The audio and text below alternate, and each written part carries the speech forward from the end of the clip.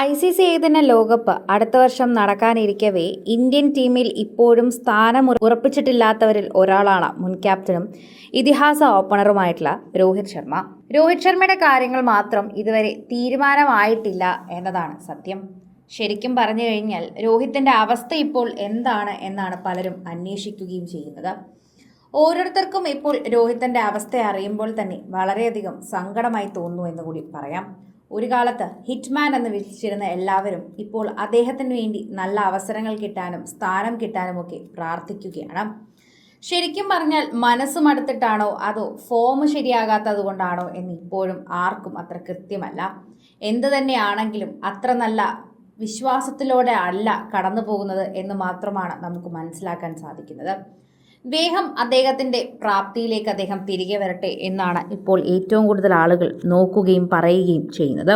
അഫ്ഗാനിസ്ഥാനെതിരെ കളിച്ച അവസാന മത്സരം 3 മത്സരത്തിൽ ഏകദിന പരമ്പരയ്ക്ക് പിന്നാലെ ഹിറ്റ്മാൻ വിരമിക്കേണ്ടതായി വന്നതും ഞെട്ടിക്കുന്ന റിപ്പോർട്ടുകൾ തന്നെയാണ് കാണിക്കുന്നത്.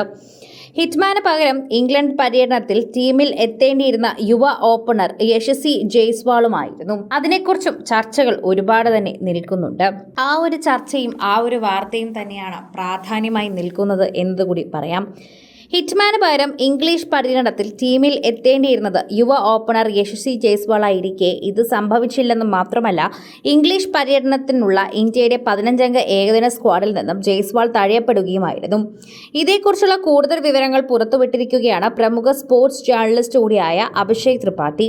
അഫ്ഗാനിസ്ഥാനെതിരെ സമാപിച്ച ഏകദിന പരമ്പരയ്ക്ക് ശേഷം രോഹിത് ശർമ്മ ടീമിൽ നിന്നും വിട്ടുനിൽക്കുകയോ അല്ലെങ്കിൽ വിരമിക്കൽ പ്രഖ്യാപിക്കുകയോ ചെയ്തിരിക്കാമെന്നും ടീം മാനേജ്മെന്റ് പ്രതീക്ഷിച്ചത് എന്നും പറയുന്നുണ്ട്. അഭിഷേക് ത്രിപാഠി പറയുന്നതും അങ്ങനെ തന്നെയാണ്.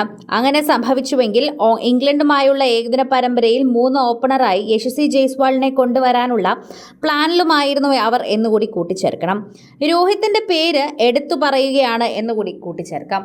ഓരോ തവണയും പ്രേക്ഷകർ വളരെയധികം കൃത്യമായി തന്നെയാണ് ഈ വാർത്തയെക്കുറിച്ച് സംസാരിക്കുകയും ചെയ്യുന്നത്. പ്രേക്ഷകർക്ക് വളരെയധികം കൃത്യമായി തന്നെ ഇത് മനസ്സിലാക്കാനും പറ്റുന്നുണ്ട് എന്നുകൂടി പറയുന്നുണ്ട്. രോഹിത്തിന്റെ കാര്യമായതുകൊണ്ട് തന്നെയാണ് എല്ലാവരും ഇത്രമാത്രം ഈ ഒരു വിഷയത്തെക്കുറിച്ച് ചർച്ച ചെയ്യുന്നത്.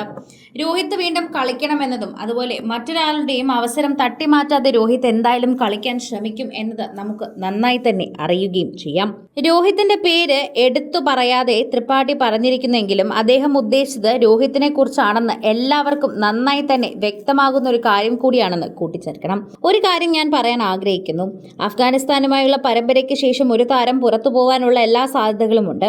ആ താരം ടീം വിടുന്നുണ്ടെങ്കിൽ തന്നെ യശസ്വി ജയ്സ്വാൾ തന്നെ ഇതിനെക്കുറിച്ച് പറയുകയും ചെയ്യുന്നുണ്ട് എന്നതാണ് കൃത്യമാകുന്ന ഒരു കാര്യം.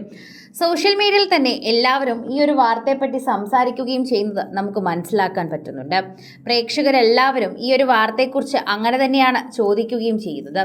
സോഷ്യൽ മീഡിയ ഉപയോഗിക്കുന്നവർക്ക് ഈ ഒരു വാർത്ത സംസാരിക്കാൻ പറ്റുന്ന കാര്യമായി തന്നെ മാറുന്നതിനുള്ള കാരണവും ഇത് തന്നെയാണ് എന്ന് കൂട്ടിച്ചേർക്കാം. പ്രേക്ഷകരെല്ലാവരും ഇപ്പോൾ ഈ ഒരു വാർത്തയെക്കുറിച്ച് തന്നെ അല്ലെങ്കിൽ രോഹിത്തിനെ കുറിച്ച് തന്നെ ചോദിക്കുന്നു.